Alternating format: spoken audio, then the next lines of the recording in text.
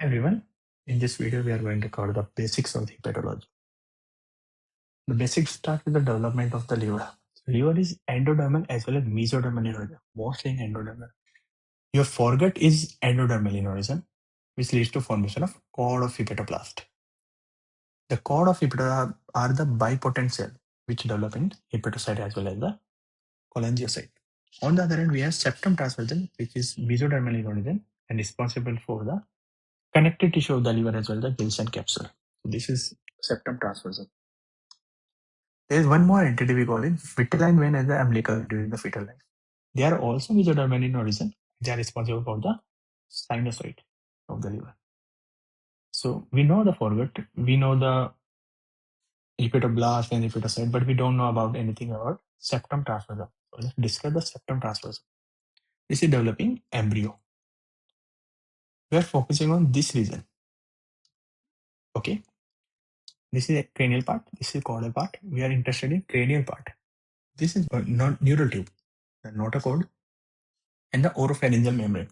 The cranial to the oropharyngeal membrane, we have developing pericardial cavity as well as developing heart. The cranial to the developing heart, we have septum transversion. So septum transversion is an undifferentiated mass of mesoderm present cranial to the developing heart. During the embryo folding, this become anterior to the foregut.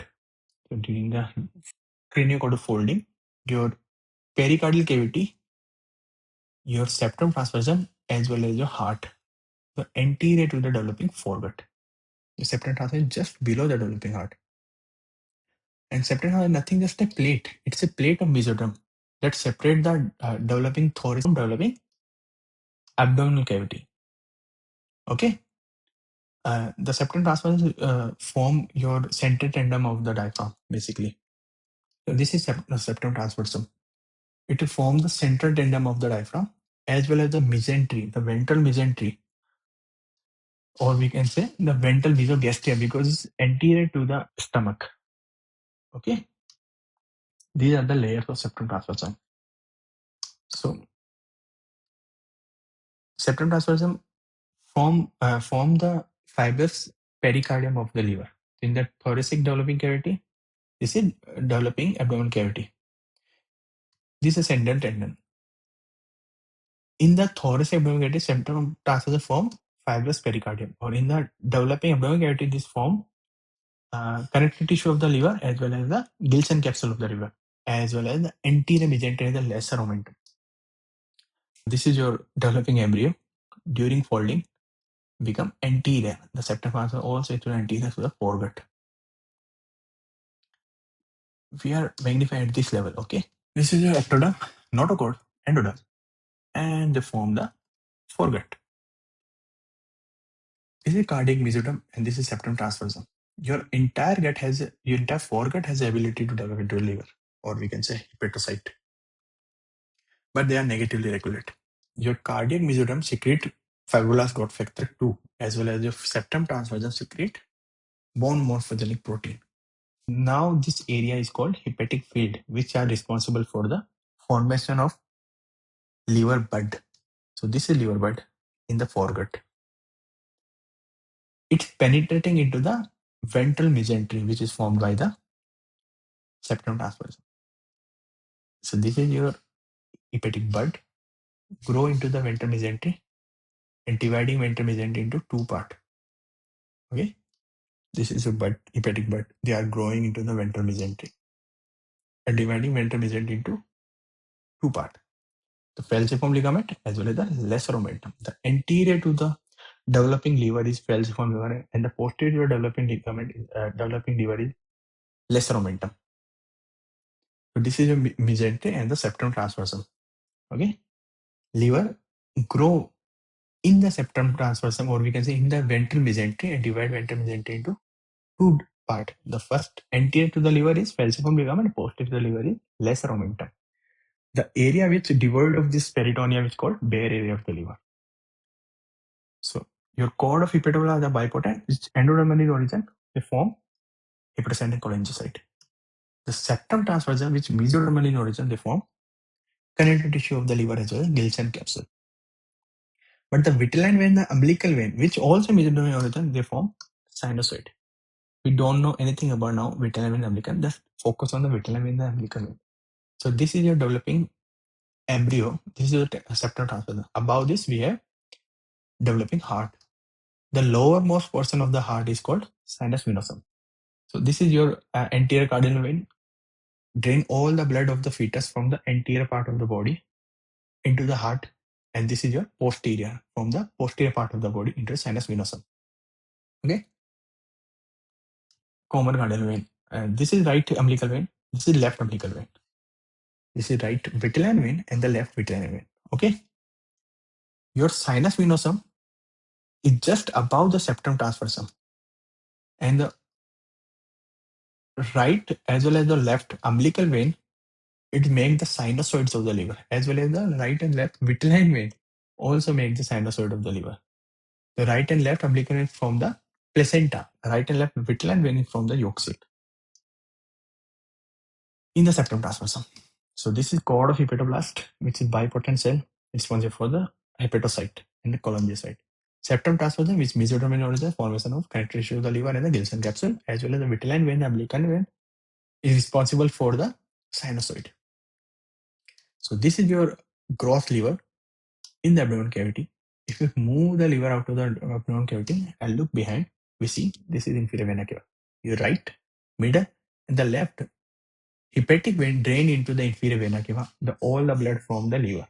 Okay, and the entire liver is covered with peritoneum except this region.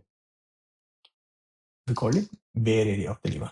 So understanding of liver is understanding of lobe, section, segment, lobule, and the acinus. What is lobe? So anatomical classification, liver is divided into based on the falciform ligament, right, and the left lobe. The function classification of liver is divided based on the cathete line. It is a hypothetical, or we can say imaginary line, which from the inferior vena cava to the gallbladder fossa. Okay, which divide liver into right, the left lobe again. Okay, so this is function classification. This is cathete line divide them. The functional classification of liver divide the liver into the lobes. There are two lobes, right and the left lobe. Your right, your middle, as well as the left hepatic vein. The liver divided into four sections. This is 1, 2, 3, and the 4. Based on the branch of the bile duct as well as the portal vein, the liver divided into 8 segments. So this is 2, 3, 4, 5, 6, 7, and the 8. They are 4A and the 4B. Okay. But where is segment 1? So segment 1 is behind the liver. Okay. This is what coined classification. Okay. So lobe versus section versus segment. This is lobe versus section versus segment in one slide. So we have two lobe, we have 4 segment as a section and 8 segment. What we are going to do, we are just focusing on this one segment. So one segment is composed of countless microscopic lobules. What is lobule? So this hexagonal structure is called lobule.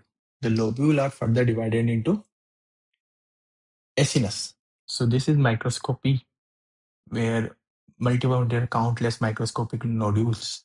Lobules are this, and one single nodule is a 3D, one single nodule. This is your one lobule. It's hexagonal in shape, central by central vein. And each corner of the hexagon we have bile duct, portal vein, as well as hepatic artery. This is lobe, this is acinus. Your one central vein is surrounded by 6 portal tract. Your one portal tract is surrounded by 3 central vein, we call it. And between 2 portal tract, and the common point central vein is divided in acinus. So this is lobule, this is lobule and the acinus. Acinus further divided into zones. We are focusing on this region, okay? We have branch of bile duct, branch of portal, and branch of hepatic artery. From the central vein, the entire region between the portal tract and the central vein is called parenchyma. We have a lot of hepatocyte as well as sinusoid. All these hepatocyte we are divided into zones, zone 1, 2, and 3. So this is your portal vein, portal tract, this is the central vein. The entire region is divided into zones, zone 1, 2, and 3. Okay. We are focusing on this region, portal tract. Let's magnify. This is a portal venule, remaining a bile duct as well as hepatic arteriole. We are taking just two hepatocyte and between we have sinusoid. Magnifying this region. Between two hepatocyte we have bile canaliculi. All the bile from the hepatocyte dumped into the bile canaliculi and all the bile canaliculi attached to the bile duct form and collect into the gallbladder as well as the secreted into the second part of the duodenum. Between two cord of hepatocyte we have sinusoid. And the space between sinusoid and hepatocyte are called space of disc. Here one very important cell is called islet cell present. So this is hepatocyte with bile canaliculi. So this is my best diagram for microscopy of the liver. There are two sinusoid. Between two sinusoid we have hepatocyte, but there is not one hepatocyte. There are two hepatocyte. We call it cord of hepatocyte.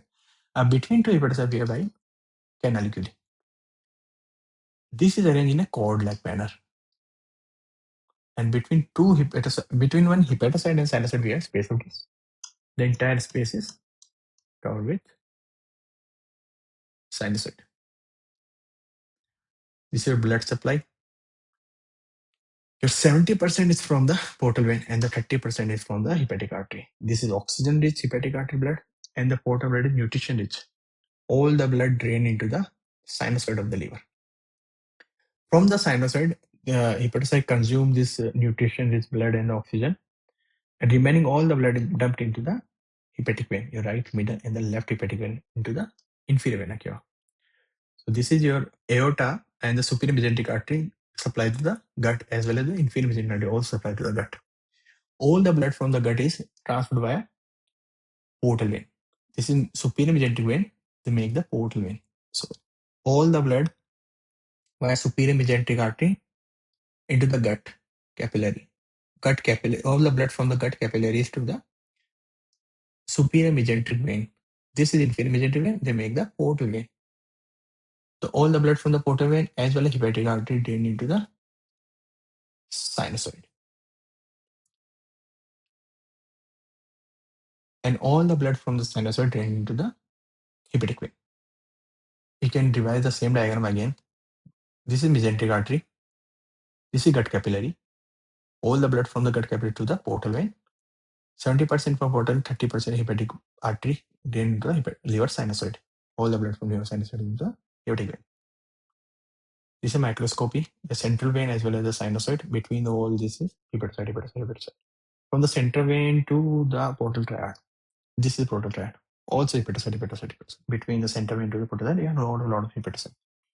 Hepatocyte and the sinusoid are called liver parenchyma, hepatic parenchyma. This is the most important diagram. In the state of chronic hepatocyte injury, your hepatocyte activated TGF-beta. The TGF-beta is responsible for differentiation of stellate cell into myofibroblast. This myofibroblast deposits lot of collagen. This is diagramming showing your repeated injury releases or react oxygen species and damage signal molecules, which activate stellate cell into myofibroblast, which deposits lot of collagen. Okay, this is acute in the chronic hepatitis. How hepatocyte stellate cell lot of collagen into the space of this. That's why in acute hepatitis there is no fibrosis, but in the chronic hepatitis we have lot of fibrosis as well as the bridging necrosis. So all hepatocytes are necrosed and the space of this is replaced by the fibrous. So we call it bridging fibrosis. From the portal tract to the central vein, the entire pathway is fibrosed. Showing why bridging fibrosis. So liver disorder are only divided into three types: hepatic parenchyma disorder, vascular disorder, as well as the biliary disorder. Any acute hepatitis may lead to chronic hepatitis, and the chronic hepatitis may lead to cirrhosis. Cirrhosis leads to portal hypertension, hepatocellular carcinoma, and liver failure.